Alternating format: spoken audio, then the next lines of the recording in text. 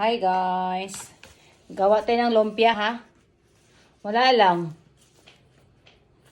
Ano lang kasi merong Thanksgiving school ng anak ko. So gagawa ako ng lumpia para bukas ng umaga. So ito yun oh. Ang dami no.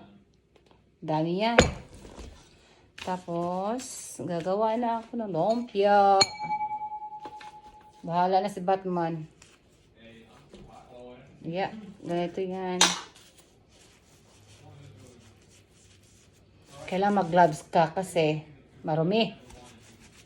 Kailangan malinis ang pagkain dahil delikado. Mas healthy, mas maganda, iwas sakit. So, ito lang siya. Ano lang ako maglumpia. Alam niyo na paggawa lumpia, alam ko. Karamihan sa atin marunong maglumpia.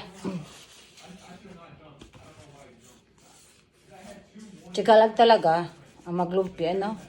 Kung walang tiyaga, walang lumpia. Ganun talaga mga people. Thank you guys for watching me.